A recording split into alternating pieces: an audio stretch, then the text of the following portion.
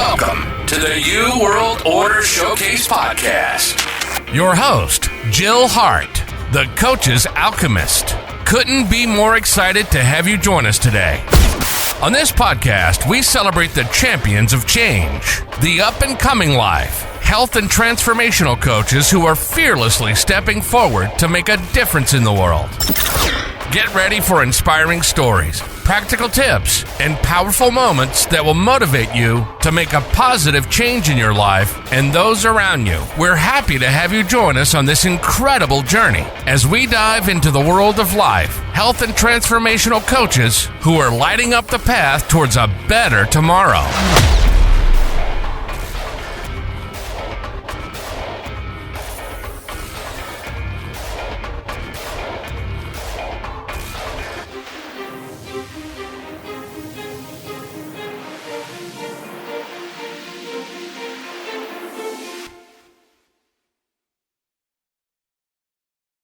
Welcome to the New World Order Showcase program. Today we're speaking with Rita Desnoyers-Garcia. Welcome, Rita. Tell us about yourself and what you're doing to be the change you want to see in the world. Thanks for having me, Jill. I really appreciate this. This is a long time in coming, so I'm really happy to be here finally. And I feel like my reason for being here is, first of all, to be completely imperfect and have my own challenges and journey, although journey is one of those things that people use all the time, but just to make my own mistakes and fall down and get up, and to develop even more compassion for myself so that I can bring that into the world. And then, that's sort of my sermon is about how people can have more compassion for themselves. So I do it for myself, and then I say, okay, now it's your turn. That's perfect. Compassion is one of those things that we think about having it for other people, but we rarely think about having it for ourselves. Yeah. And it really, everything starts with ourselves. The training to that's selfish. If you're thinking about yourself, if you're taking time for yourself, if you're doing all these little things that we've been told since childhood, but Right. It's just not true. Yeah, I think, part of it is generational. I mean, my parents grew up during a very hard time during the Depression and World War II, and it was all about service. My dad actually died a few months ago. And one of the things when I find that when people die, you learn a lot more about them. And the theme throughout his life was service, service, service, which is a beautiful thing. However, sometimes people overdo that and they're serving so much that they forget about themselves. And then they start looking out for themselves and doing self-care and taking it easy on themselves as somehow not being a good person. And I work with moms who are all about, raising their families and growing their businesses and spinning a lot of plates. And so many times, and I know this because I've done it, is when you get into that mode of you're always putting that outward energy, you forget to fill up. And then you're going on an empty tank, and nobody's happy when you're doing that. You're not doing anyone favors by walking around with an empty tank. No, it makes you cranky and short-tempered, and then you can't have compassion not only for yourself, but you're not having compassion for other people, because then you start to feel like you're being put upon. Yes. A lot of resentment. Mm-hmm. Yep. So how did you get started in this?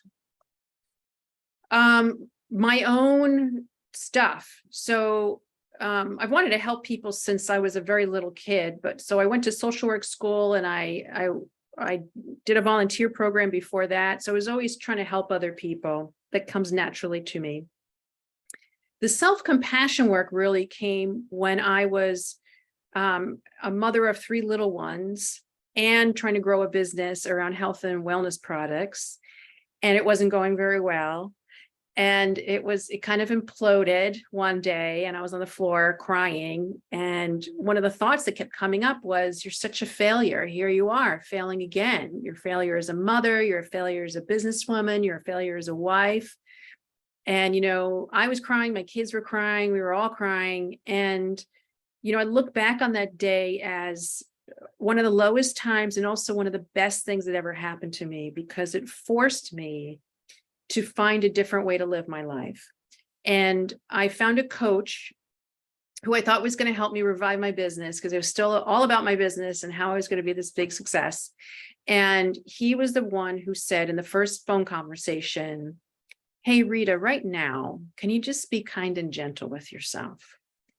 And when I heard him say that, one thought I had was, are you kidding? Really? Is that what you got for me? Because I'd never really heard that before. Or maybe people might have said it to me, but I couldn't absorb it. I thought it was kind of, like too fluffy or too impractical, or I didn't want to have a pity party. And he's just like, just trust me on this. I know this is our first encounter, but just take a moment and just be kind and gentle. And so because I am also a good student, I decided, okay, I'll do it. I'll take a stab at it. And I sat there for about a minute. And the first thing that happened is that my whole body just collapsed into a weeping mess. And then as I kind of recovered from that, I just noticed, wow, I'm not thinking about myself as a bad person anymore. I'm not a failure. I'm just being kind and gentle with myself. And I knew in that moment, this is revelatory for me. There's something big going on here. And I didn't do much about it at that time, but I kind of put it away like, okay, this guy has some valuable information for me. I think I'm going to hire him. And we worked together for 4 years. And in that time, I started to feel so much better. And I noticed all of the other miserable moms in my neighborhood. And so I just sort of emailed all of them and said, hey, I was miserable. I feel so much better. You want to get together and learn what I'm doing? And 3 of them out of the 10 said yes. And that was my first group. And then a year or so later, I started really diving into the self-compassion stuff again, because I wanted to learn more about it because it felt really powerful. And then I created a course on how to be more compassionate with yourself. People loved it. And one of them said, you should write a book about this. And I was like, all right. And so I wrote a workbook called The Self-Compassion Project, because I love projects. I feel like projects is a great excuse to dive into something. It's very limited. It's a project. It's not like your whole life. And it kind of fools you into deep discovery. So I thought I'll fool everyone else and say it's a project. And what I noticed is that as women started to do the workbook, they started to discover different parts of themselves that they had put away. It's sort of shadow work, if you will. Mm-hmm. If you haven't heard that, I'm sure you've heard of it. I don't know if your listeners have. Yeah, go ahead and share it with the listeners. So it's basically bringing the light to the parts of ourselves that we put away, we're ashamed of, we don't want anyone to know about. And these could be very positive parts of ourselves or very negative parts of ourselves or anywhere in between. And what I noticed was, for me, what emerged was I had a real mean girl in me who just was like, had it up to here and would like to come out and say things that I would probably regret later. But if I actually worked with her and brought her out of the shadows and said, what do you have to tell me? And I'm so sorry you're suffering. And what do you need? She would transform. She stopped being mean. And she just said, you need to have some boundaries. Can you listen to me? This is not going well, And then I realized she had a lot of wisdom. And she didn't have to constantly be poking me because I was paying attention to her now. And I think so when we have compassion for ourselves, we have compassion for all these different aspects of ourselves, the good, bad, and the ugly. And when you actually have compassion for all these parts, they become really nice, not nice, but they transform into something much more powerful and much more in alignment with you. And they get a seat at the table versus being banished and then tripping you up along the way. Feels to me kind of like I know this isn't isn't anything like what you're talking about. But when you have split personalities, I think in some ways we do all have a little bit of split personalities. They're the personalities that we hide. Yep. And there's the one that we present to the world, and then there's the one that we present to our family, which is slightly different. It may be totally different, but it's allowing all of those personalities to be one, to join back together and to create a more fuller picture of who you are as a human being or a soul. Yep. It's not that, you are not, it's not that you have split personalities, but it's just that we tend to like compartmentalize. Yes. Absolutely. In fact, in the workbook itself, you start off with compassion, then you explore acceptance, and then the third part is integration. Yeah, that's perfect. Yeah. So, and those three things can be really challenging. I mean, some people have different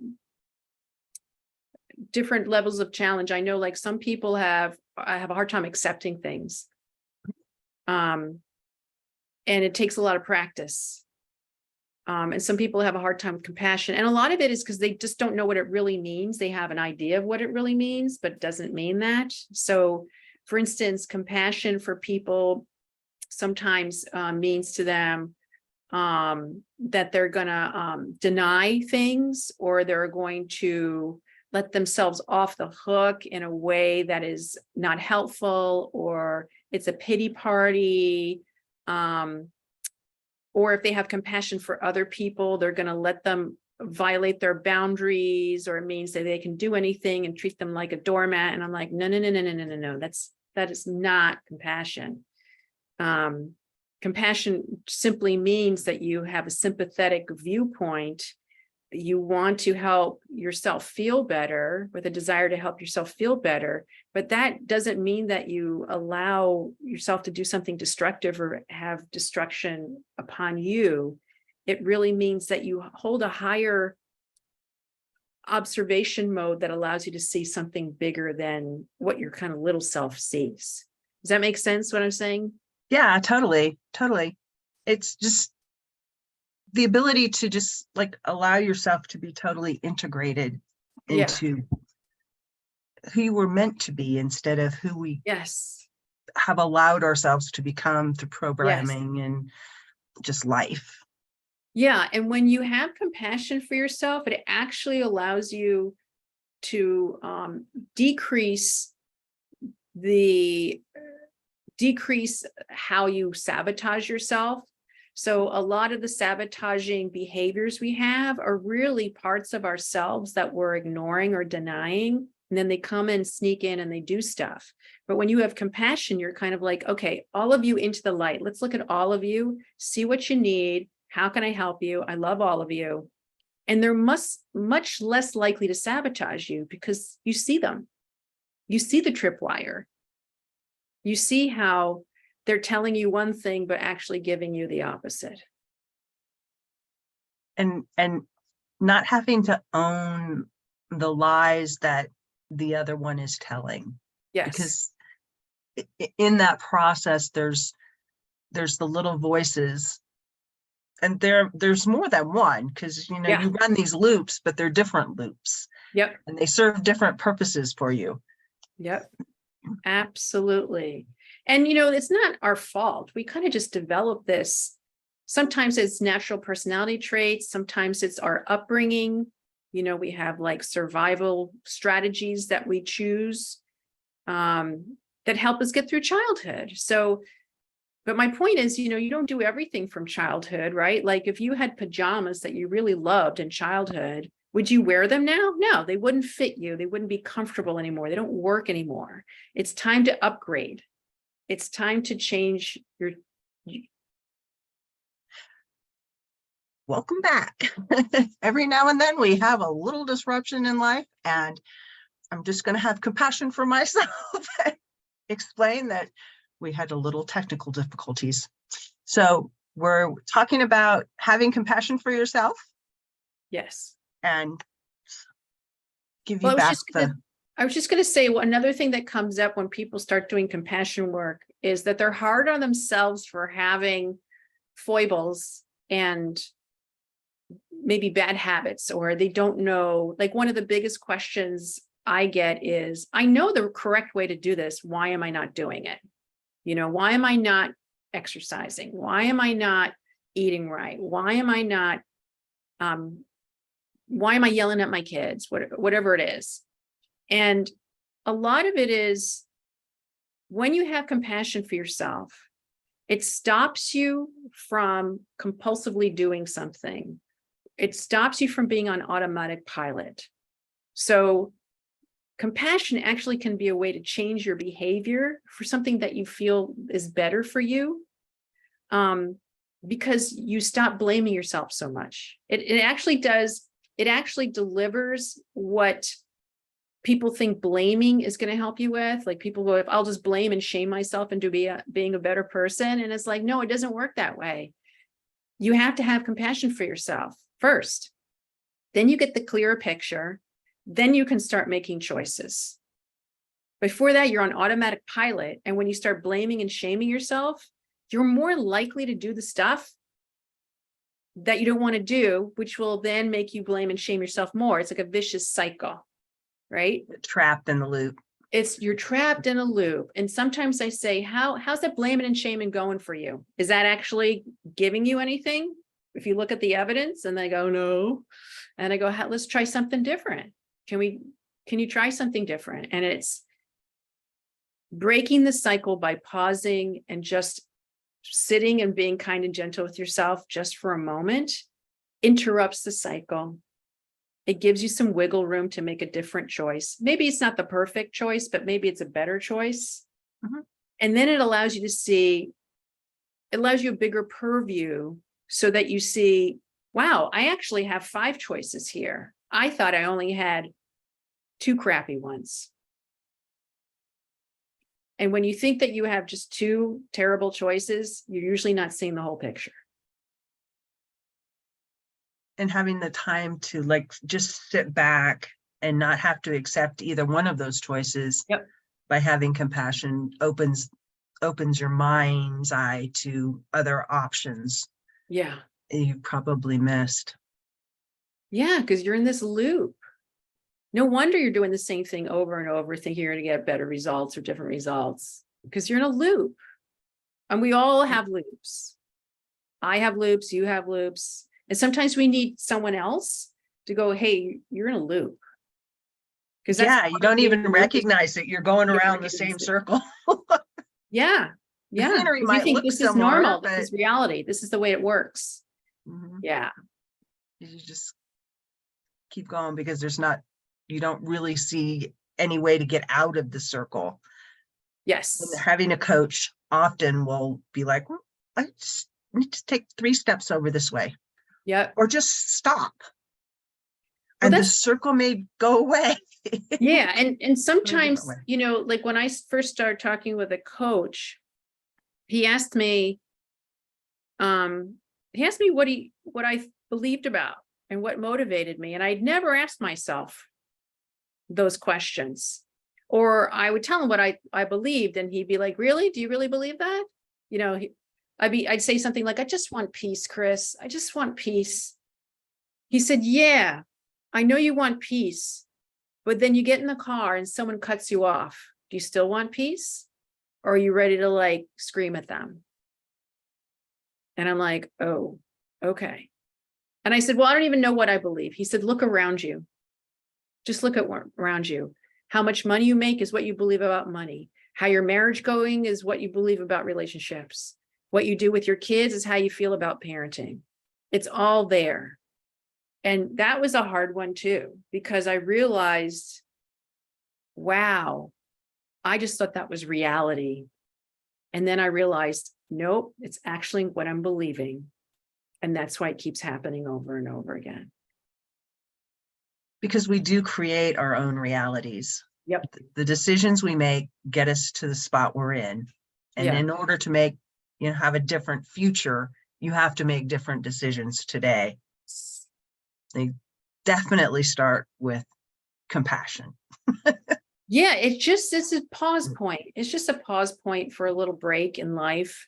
Get off the crazy hamster wheel. Just take a pause and breathe. And, sometimes I put my hand on my heart. Sometimes I tap on my heart or in that area. Sometimes I just walk around the house going, I love you.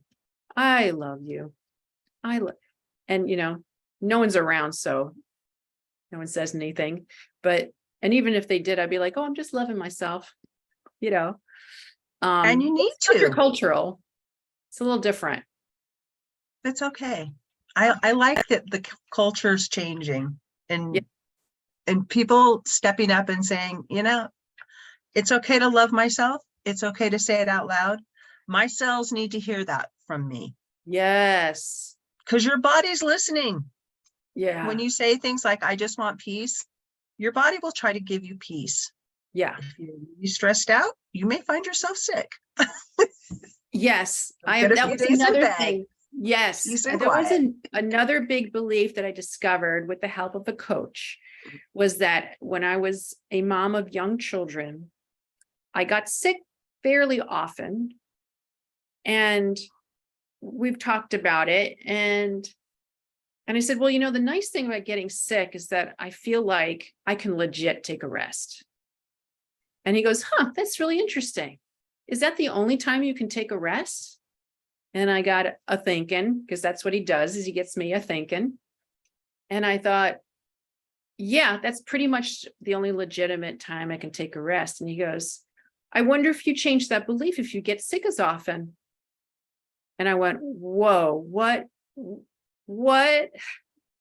And I realized that I wouldn't give myself any rest. And so my body would be like, okay, I guess we're going to have to get her in bed because we need a rest. And I got sick a lot. And when I stopped doing that, stopped getting sick so much. It was If you really plan time, downtime, and American women are really famous for not doing this, but especially, high achievers or overachievers, who think we should have it all, and be able to do it all.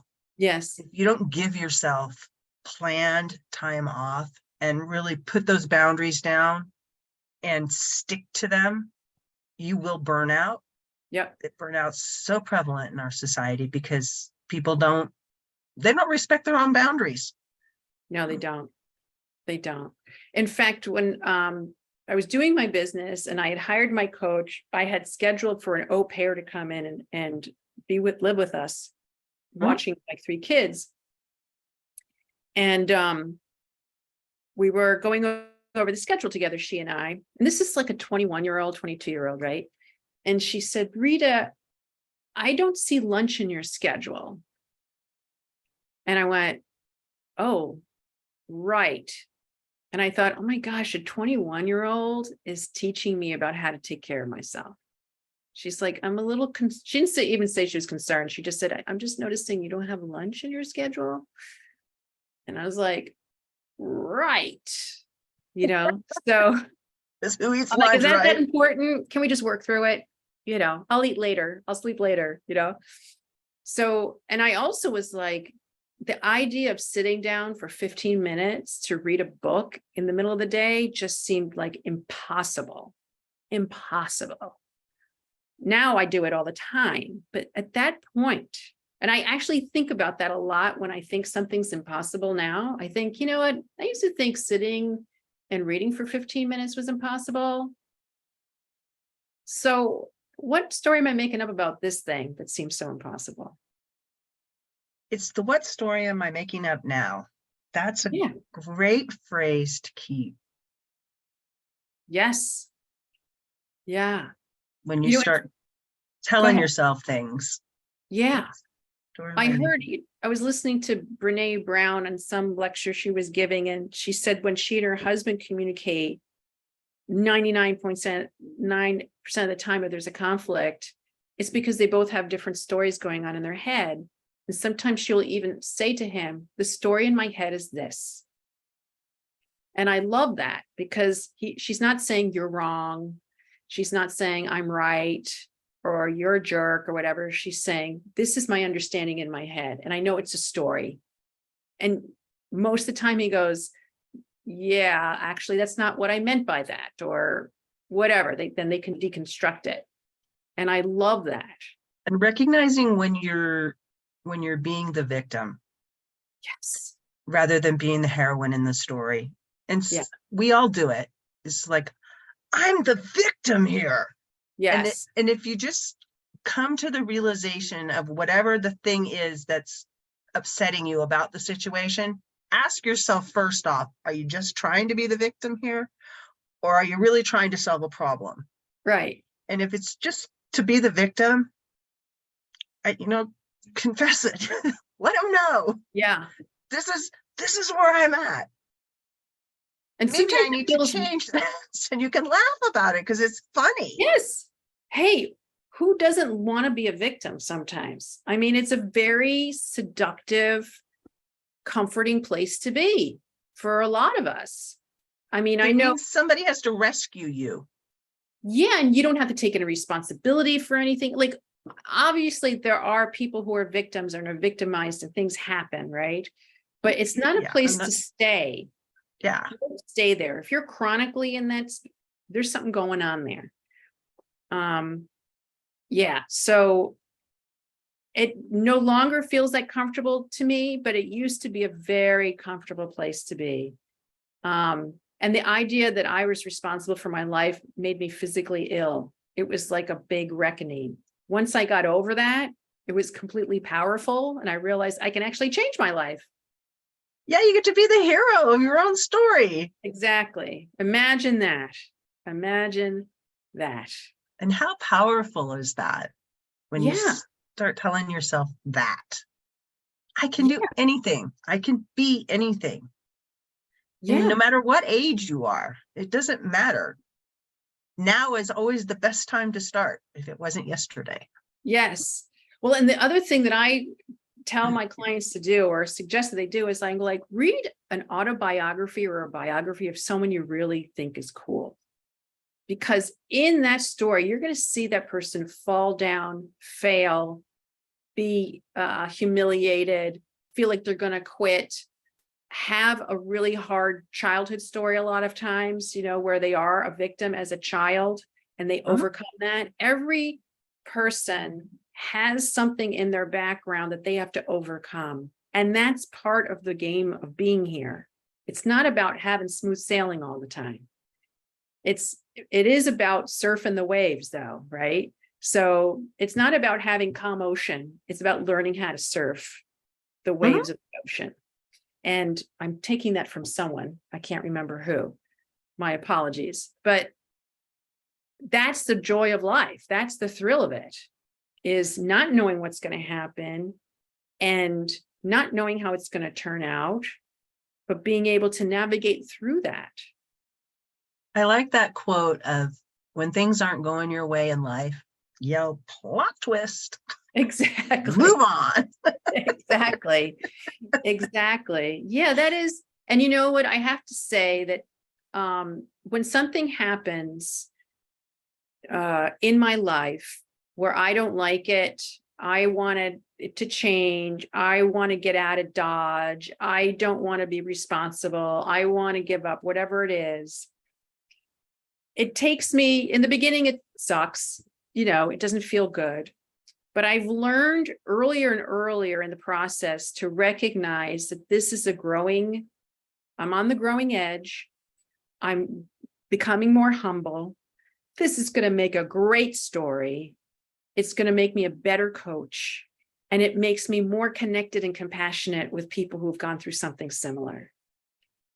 Boy, Absolutely. That's a lot of reward for a momentary suckiness. It's a huge reward. So when I can remember that, it just makes it worth it, which sounds weird because there's a lot of really bad stuff that can happen.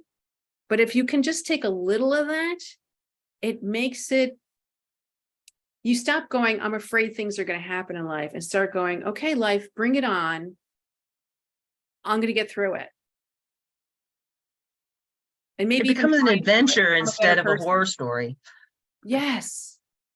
Yeah. When you're waiting for the other shoe to drop all the time, it's like, Yeah, how am I going to worst. deal with this? How am I going to deal with that? How, Yes. it's just the constant adrenaline Yeah. charge And that you're getting versus, life's an adventure. And sometimes we're going to camp here for a bit. Sometimes we're going to wander through the desert. It's going to be right. dry and hot and miserable. Yeah. We're going to get to the forest eventually and it'll be cool and shady, but there might be tigers. Who knows? Right. Who knows? And I know there are some people who have a hard time regulating their system to adapt to that. And there are tools to do that. So I want to give hope to people who are like, I wake up and I'm feeling dread. It's like, there are tools for that. Mhm. Just want you to know that can help you regulate your system. And people need to learn those tools. Yes. In my opinion, it should be taught in schools or Yep. at home. You should learn as a child how to get control of your emotions and to recognize your emotions and Yes. why you're having these emotions. Yeah.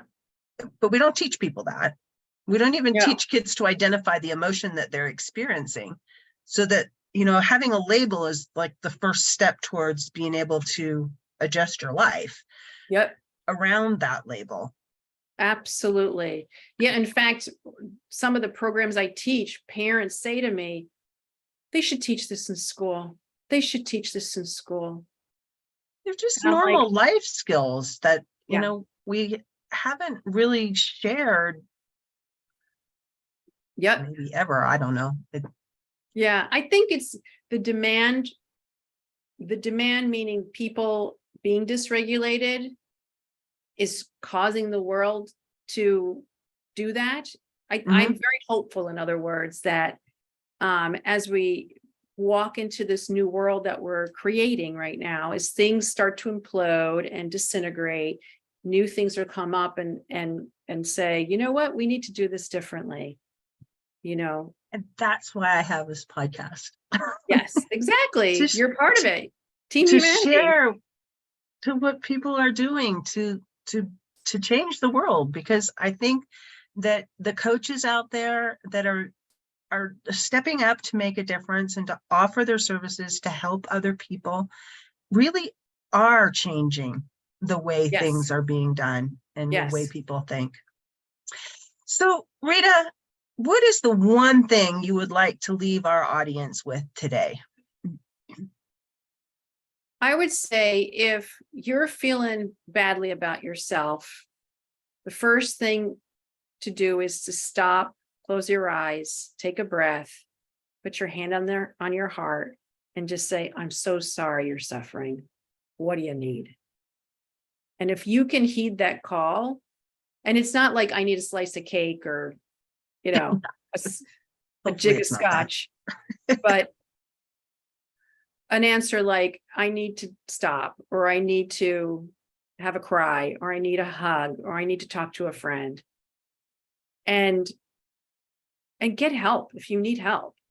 I don't care if it's a coach or a therapist or a great friend or a pastor or whoever it is, massage therapist, a Reiki master, whatever it is, reach out and get some help, because we all need help from time to time. And how can people get in touch with you? So I'm on a lot of different platforms. I'm on Instagram as Rita Desnoyers. I have a Facebook group called Calm Mom Alliance. You can join that. And then I have a website called Becoming Awake. And I have lots of different ways to get freebie stuff, and you will be connected with me. And I also have a contact page. You can just go to the contact page and reach out. Perfect. And we'll put those links in the description below. Thanks for joining us, Rita. Thank you, Jill. Thank you so much for tuning in to another empowering episode of the You World Order Showcase podcast. We hope you've enjoyed hearing from our incredible life, health, and transformational coaches who are making a profound impact on the world. Remember, change begins with you, and you have the power to transform your life and the lives of others. If you want to take that next step and unlock your true potential, visit thecoachesalchemist.com, where you can find the 3 ways we can help you for free to spin your talent into gold with clarity, a system, and a plan. Don't forget to hit the subscribe button so you never miss an inspiring episode. And if you enjoyed today's show, we'd greatly appreciate it if you could leave us a review on your favorite podcast platform. Your feedback means the world to us and helps us reach more people with our positive message. Stay connected with us on social media for updates, behind-the-scenes content, and upcoming guest announcements. You can find us on Facebook at The U World Order or simply visit thecoachesalchemist.com.